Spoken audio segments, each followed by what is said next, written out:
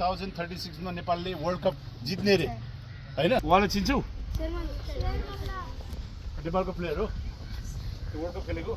world cup हेरे तिमीहरुले के मन पर्छ मैले अस्ति पनि लास्ट टाइम भेटेको थिएँ है आई थिंक कहिले 6 महिना अगाडि होला सायद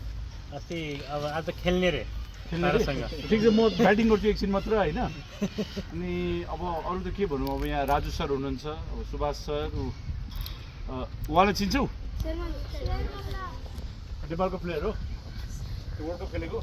वर्ल्ड कप हेरे तिमीहरुले शेरमल्ला हो उको त ठिक छ अब तिमीहरुको लागि हिरोजहरु सबैजना यही हुनुहुन्छ नि त हैन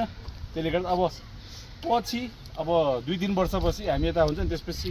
तिमीहरु हुन्छौ तिम्रो नाम के हो प्रिन्स सी हो प्रिन्स पछि नेपालको लागि अन्डर 15 अन्डर 17 खेल्यो भने के हुन्छ हामी प्रिन्सको लागि सबैजना के गर्छौ ताली बजाउँछौ हैन सो त्यसको लागि अहिलेदेखि नै you have to work hard मेहनत गर्नु पर्यो स्कुल र पढाइ चाहिँ छोड्नु भएन के रे